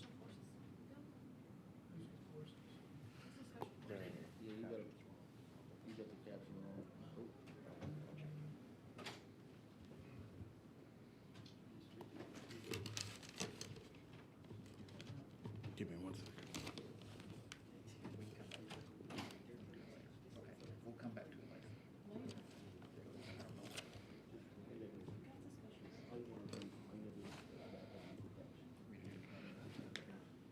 Got the right bill number? Wrong caption. That's the caption right there. Okay, we're going to start over on 5014. The chair lays out as pending business House Bill 5014 by Representative Isaac. Members, this bill we heard previously relating to the rights of Special Forces veterans to hold a license to carry a handgun. The chair moves that House Bill 5014 without amendments be reported favorably to the full House with a recommendation that it do pass and be printed. The clerk will call the roll. Chairman Hefner, Aye. Vice Chair Lopez. Aye. Canales. Cortez. Isaac. Durazio. Lauterbach. McLaughlin. Holt. Pearson. Hicklin. There being 10 ayes and 0 nays, the motion prevails. Chair lays out as pending business House Bill 5139 by Chairman Guillen. Members, this is the bill we heard previously relating to the less lethal force weapons, including a defense to prosecution for certain offenses involving the use of less lethal force weapons by a peace officer. The chair offers a committee substitute. Is there objection to the adoption of the committee substitute? Hearing none, the substitute is adopted. The chair moves that House Bill 5139 as substituted be reported favorably to the full House with a recommendation that it do pass and be printed. The clerk will call the roll. Chairman Hefner, Aye. Vice Chair Lopez. Aye. Canales. No. Cortez. Isaac. Durazio. Lauterbach. McLaughlin. Holt. Pearson. Hicklin. There being 9 ayes and 1 nay, the motion prevails. Chair lays out as pending business House Bill 5436 by Chairman Keith Bell. Members, this is the bill we heard previously relating to an exception to the titling requirement for certain motor vehicles, creating a criminal offense providing for a fee. The chair moves that House Bill 5436 without amendments be reported favorably to the full House with a recommendation that it do pass and be printed. The clerk will call the roll. Chairman Hefner, Aye. Vice Chair Lopez. Aye. Canales. Cortez. Isaac. Durazio. Lauterbach. McLaughlin. Holt. Pearson. Hicklin. There being 10 ayes and 0 nays, the motion prevails. The chair lays out as pending business HCR 40 by Representative Gerdes. Members, this is the bill we heard previously urging Congress to reimburse the state of Texas for border security costs incurred under Operation Lone Star. The chair moves that HCR 40 without amendments be reported favorably to the full House with a recommendation that it do pass and be printed. The clerk will call the roll. Chairman Hefner. Aye. Vice Chair Lopez. Aye. Canales. Cortez. Isaac. Durazio. Lauterbach. McLaughlin. Holt. Pearson. Hicklin. There being 10 ayes and 0 nays, the motion prevails. The chair lays out as pending business House Bill 4514 by Chairman Guillen. Members, this is the bill we heard previously relating to the use of the Department of Public Safety image verification system for the purpose of verifying an individual's identity, authorizing a fee. The chair offers a committee substitute. Is there objection to the adoption of the committee substitute? Hearing none, the substitute is adopted. The chair moves that House Bill 4514 as substituted be reported favorably to the full House with a recommendation that it do pass and be printed. The clerk will call the roll. Chairman Hefner. Aye. Vice Chair Lopez. Aye. Canales. Cortez. Isaac. Durazio. Lauterbach. McLaughlin. Holt. Pearson. Hicklin.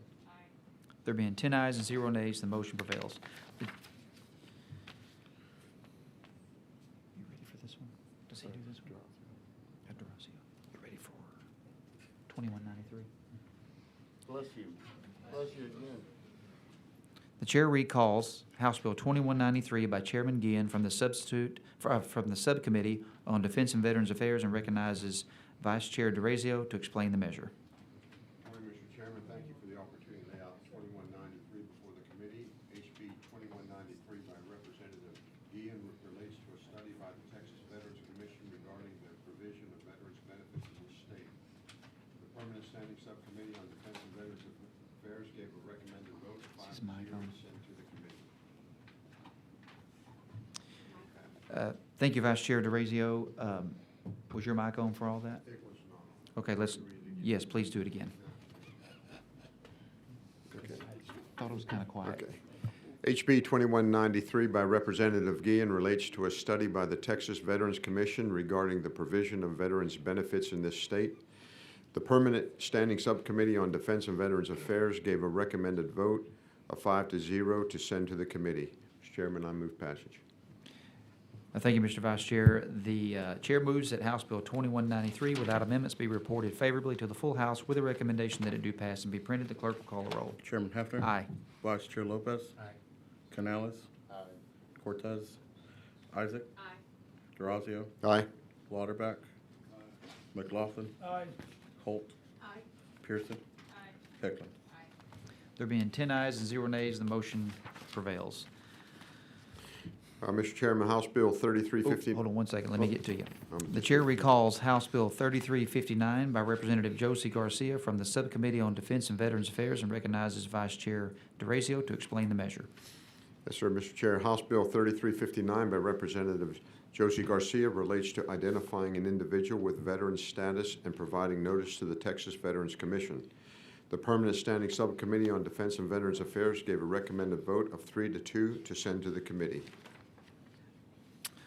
Thank you, Mr. Vice Chair. The chair moves that House Bill 3359, without amendment, be reported favorably to the full House with a recommendation that it do pass and be printed. The clerk will call the roll. Chairman Hefner. Aye. Vice Chair Lopez. Aye. Canales. Cortez. Isaac. Durazio. Aye. Lauterbach. McLaughlin. Aye. Holt. Aye. Pearson. Hicklin. There being 9 ayes and 1 nay, the motion prevails.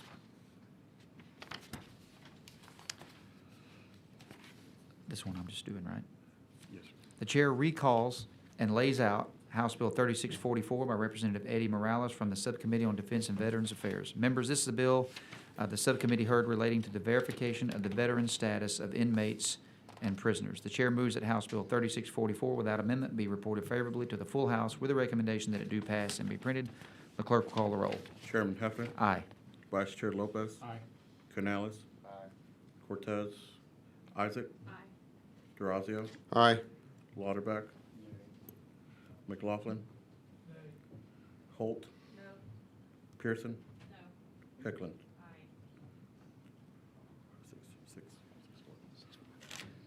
There being 6 ayes and 4 nays, the motion prevails. The chair recalls and lays out House Bill 3722 from the Subcommittee on Defense and Veterans Affairs. Members, this is my bill that the subcommittee heard relating to the protection of certain airspace designated for use by Department of Defense contractors. The chair offers a committee substitute. Is there objection to the adoption of the committee sub? Hearing none, the substitute is adopted. The chair moves that House Bill 3722 as substituted be reported favorably to the full House with a recommendation that it do pass and be printed. The clerk will call the roll. Chairman Hefner. Aye. Vice Chair Lopez. Aye. Canales. Cortez. Isaac. Durazio. Lauterbach. McLaughlin. Holt. Pearson. Hicklin. There being 10 ayes and 0 nays, the motion prevails. The chair recalls and lays out House Bill 3815 by Representative Orr from the Subcommittee on Defense and Veterans Affairs. Members, this is a bill the subcommittee heard relating to the issuance of specialty license plates for certain United States Army Rangers. The chair moves that House Bill 3815 without amendment be reported favorably to the full House with a recommendation that it do pass and be printed. The clerk will call the roll. Chairman Hefner. Aye. Vice Chair Lopez. Aye. Canales. Cortez. Isaac. Durazio. Lauterbach. McLaughlin. Holt. Pearson. Hicklin.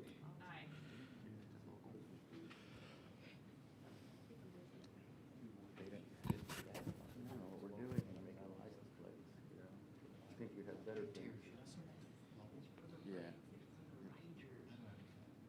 If it was unanimous, it said it should be. Being unanimous, Chair moves it be sent to local and consent. Is there any objections?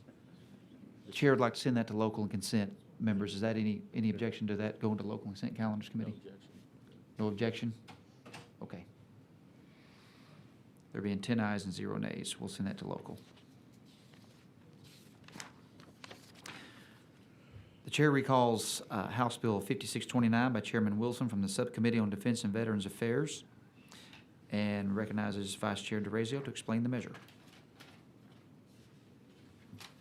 House Bill 5629 by Chairman Wilson relates to the occupational licensing of military spouses. The committee substitute expands the introduced version to include military veterans and military service members, as well as spouses. Additionally, it reduces the processing time from 30 days down to 10 days. The Permanent Standing Subcommittee on Defense and Veterans Affairs gave a recommended vote of 5-0 to send to the committee. Chair, I move adoption. Thank you, Mr. Vice Chair. The Chair offers a committee substitute. Is there objection to the adoption of the committee substitute? Hearing none, the substitute is adopted. The Chair moves that House Bill 5629 without amendment. The Chair moves that House Bill 5629 as substituted be reported favorably to the full House with a recommendation that it do pass and be printed and sent to the local and consent calendars committee. Clerk will call the roll. Chairman Hefner, Aye. Vice Chair Lopez, Aye. Canales, Cortez, Isaac, Durazio, Aye. Lauterbach, McLaughlin, Holt, Pearson, Hickland. There being 10 ayes and 0 nays, the motion prevails. Chair recalls and lays out Senate Bill 1814, the companion to House Bill 4789. Members, this is my bill we heard in subcommittee relating to the creation and maintenance of an electronic database to provide information to certain members of the United States Armed Forces regarding the resources and benefits provided to veterans. The Chair moves that Senate Bill 1814 without amendments be reported favorably to the full House with a recommendation that it do pass and be printed. The clerk call the roll. Chairman Hefner. Aye. Vice Chair Lopez. Aye. Canales. Cortez. Isaac. Durazio. Lauterbach. McLaughlin. Holt. Pearson. Hickland. There being 10 ayes and 0 nays, the motion prevails. Chair lays out Senate Bill 870 by Senator Birdwell. Members, this is the Senate companion to House Bill 3924 by Representative Slauson. We heard relating to the open carrying of a handgun by a uniformed school marshal. The Chair moves that Senate Bill 870 without amendments be reported favorably to the full House with a recommendation that it do pass and be printed. The clerk will call the roll. Chairman Hefner. Aye. Vice Chair Lopez. Aye. Canales. Cortez. Isaac. Durazio. 3924 was the House bill. The Senate bill is 870. Durazio. Lauterbach. McLaughlin. Holt. Pearson. Hickland. There being 10 ayes, 0 nays, the motion prevails. The Chair lays out Senate Bill 1349 by Senator Hughes. Members, this is a Senate companion to House Bill 133 by Representative Janie Lopez. We heard relating to creating the criminal offenses of transnational repression and unauthorized enforcement of foreign law into a study and law enforcement training regarding transnational repression. The Chair moves that Senate Bill 1349 without amendments be reported favorably to the full House with a recommendation that it do pass and be printed. The clerk will call the roll. Chairman Hefner. Aye. Vice Chair Lopez. Aye. Canales. Cortez. Isaac. It's a foreign administrative bill. Transnational repression. You're a yes. Isaac. Durazio. Lauterbach. McLaughlin. Holt. Pearson. Hickland. There being 10 ayes and 0 nays, the motion prevails. The Chair lays out Senate Bill 1369 by Senator Hughes. Members, this is the Senate companion to House Bill 3354 by Chairman Van Dever. We heard relating to the designation of a portion of State Highway 11 in Morris County as the Army Staff Sergeant Samuel T. Castle Memorial Highway. The Chair moves that Senate Bill 1369 without amendments be reported favorably to the full House and sent to the Committee on Local and Consent Calendars. The clerk will call the roll. Chairman Hefner. Aye. Vice Chair Lopez. Aye. Canales. Cortez. Isaac. Durazio. Lauterbach. McLaughlin. Holt. Pearson. Hickland. There being 10 ayes and 0 nays, the motion prevails. The Chair lays out Senate Bill 1422 by Senator Hughes. Members, this is Senate companion to House Bill 3302. This is my bill we heard relating to the designation of a portion of Farm to Market Road 852 in Upshur County as the Petty Officer Billy Mansion Bridge. The Chair moves that Senate Bill 1422 without amendments be reported favorably to the full House with a recommendation that it do pass and be printed and sent to the Committee on Local and Consent Calendars. The clerk will call the roll. Chairman Hefner. Aye. Vice Chair Lopez. Aye. Canales. Cortez. Isaac. Durazio. Lauterbach. McLaughlin. Holt. Pearson. Hickland. There being 10 ayes and 0 nays, the motion prevails. The chair recalls and lays out Senate Bill 1229 by Senator Hughes. Members, this is the Senate companion to House Bill 2914 by Representative Alders. This is the bill, members, this is the bill the subcommittee heard relating to the designation of a portion of U.S. Highway 69 in Smith County as the Veterans Memorial Highway. The chair moves that Senate Bill 1229 without amendments be reported favorably to the full House with the recommendation that it do pass and be printed and sent to the Committee on Local and Consent Calendars. Clerk, call the roll. Chairman Hefner. Aye. Vice Chair Lopez. Canales. Cortez. Isaac. Durazio. Lauterbach. McLaughlin. Holt. Pearson. Hicklin. There being 10 ayes and 0 nays, the motion prevails. The chair lays out as pending business House Bill 3552. Members, this is my bill we heard previously relating to criminal conduct involving the theft or unauthorized possession of copper or brass and to the sale of copper or brass material to metal recycling entities, creating criminal offenses, providing an administrative penalty. The chair offers a committee substitute. Is there objection to the adoption of the committee substitute? The chair hears none. The substitute is adopted. The chair moves that House Bill 3352 as substituted be reported favorably to the full House with a recommendation that it do pass and be printed. The clerk will call the roll. Chairman Hefner. Aye. Vice Chair Lopez. Aye. Canales. Cortez. Isaac. Durazio. Lauterbach. McLaughlin. Holt. Pearson. Hicklin. There being 9 ayes and 1 nay, the motion prevails. All right. That's all the voting we have for now.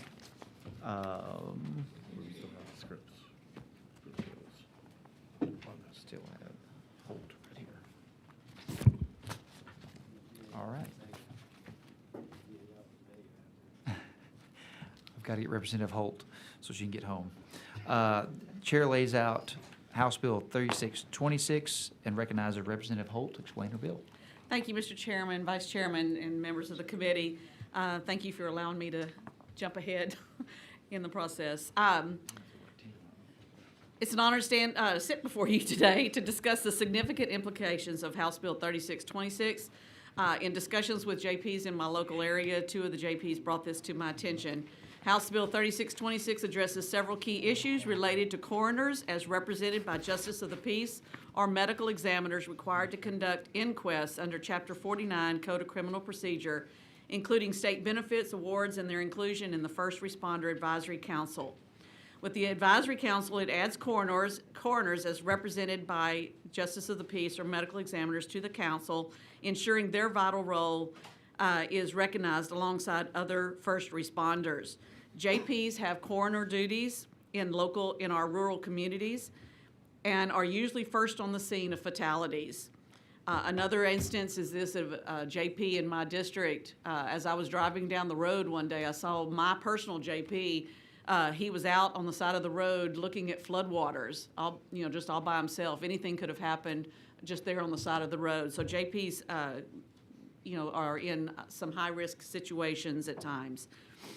This also extends eligibility for state benefits, extending benefits to eligible survivors of coroners as represented by JPs or medical examiners who are killed or who sustain fatal injuries in the line of duty, aligning their recognition with other first responders. Thirdly, it establishes and adds to the Star of Texas Award, adds coroners to honor those who are seriously injured or killed in the line of duty with an advisory committee to oversee the issuance and design.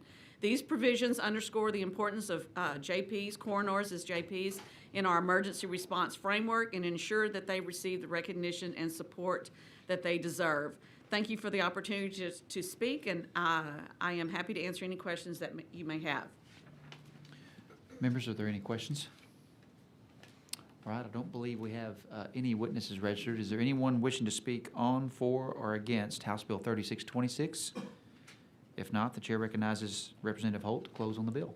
Thank you, Mr. Chairman. HB 3626 seeks to protect our JPs as they are risking their lives every day in their duties. I respectfully request the committee's favorable consideration on this bill, and with that, I close. All right, members, any questions? All right. If there's no objection, the bill will be left pending. Hearing none, the bill is left pending.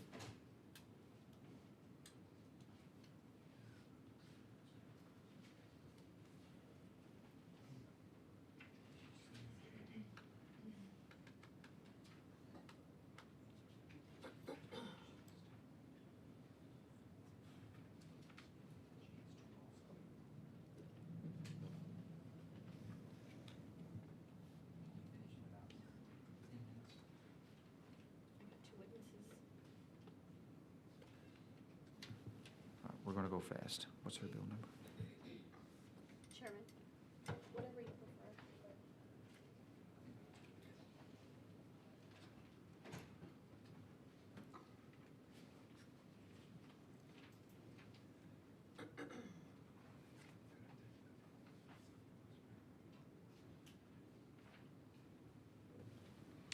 Okay, the chair lays out House Bill 3420, recognizes Representative Campos.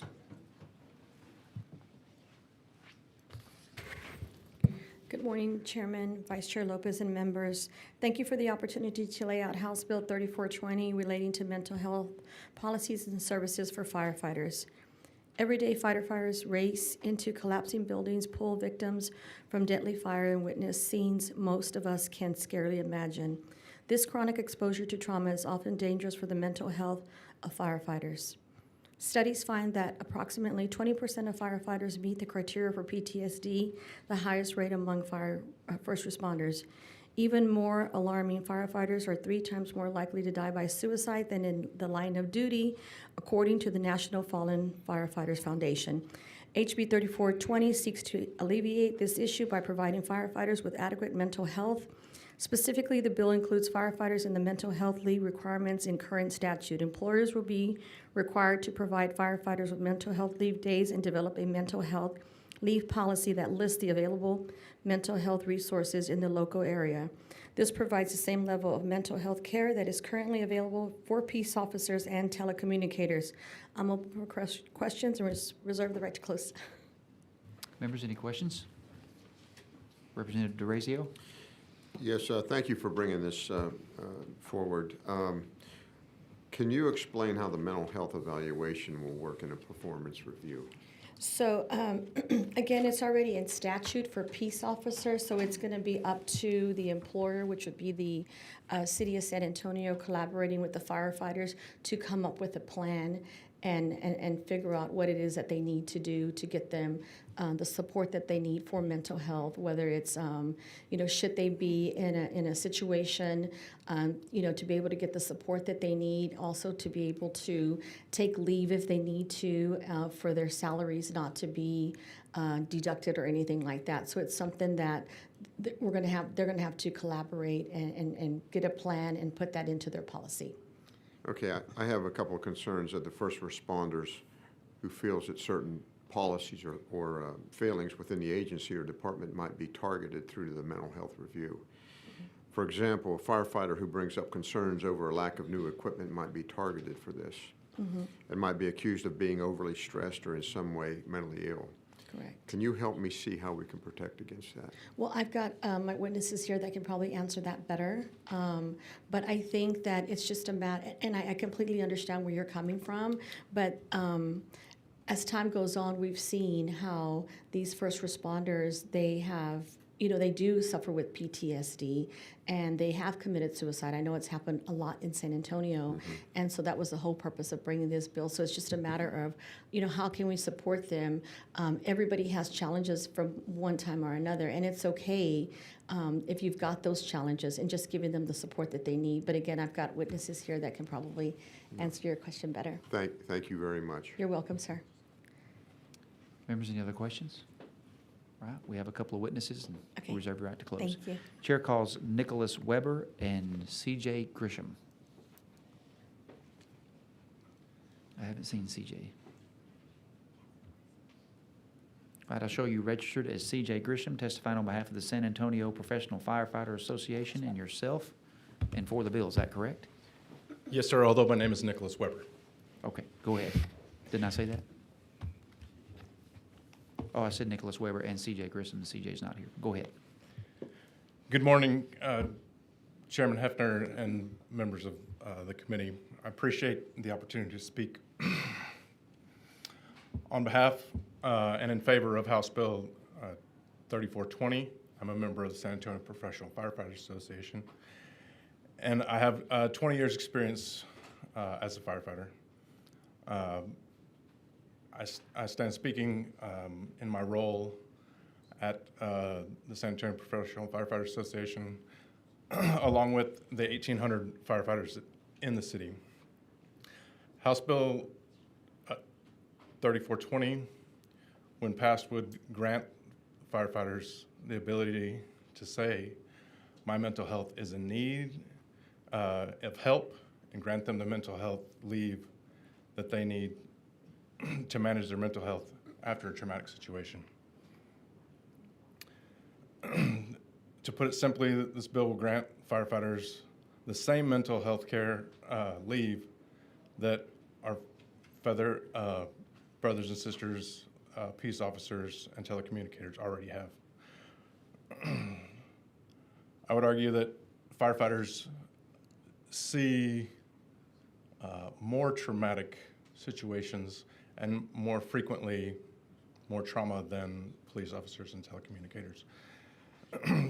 As Representative Campos stated, it's well known that firefighters suffer from mental health issues and die at a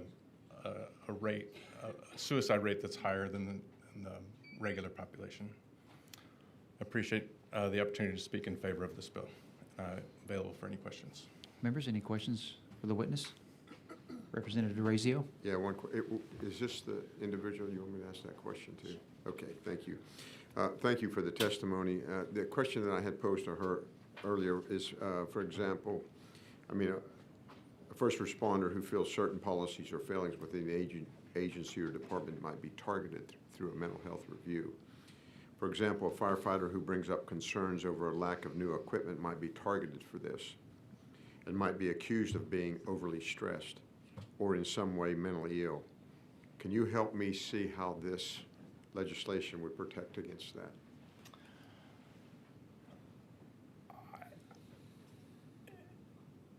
It's my understanding, maybe I could be corrected if I'm wrong, that this bill would grant that firefighter the ability to stand up and say, I need help. And then the agency would be required to put them off on mental health leave at the request of the firefighter. Okay. Thank you. I appreciate that. Yes, sir. Members, any other? Representative Pearson? Thank you, Chairman.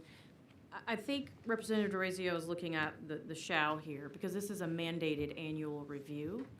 So would you be opposed to making that optional to where the first responder could say yes or no to this mental evaluation? Sure, absolutely. Okay, thank you.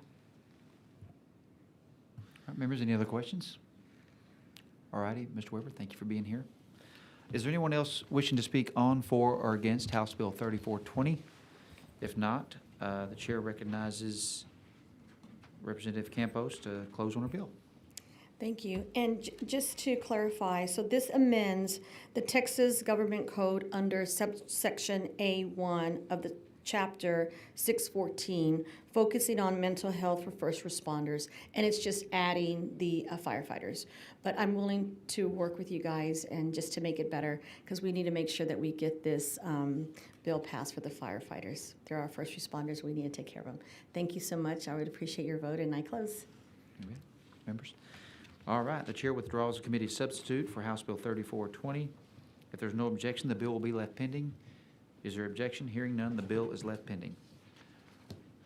Members, we have to recess to go to the floor. So the chair moves that the committee stand in recess until final adjournment or recess of the House or during bill referral if permission is granted. Is there objection? Hearing none, the motion prevails. The committee stands in recess.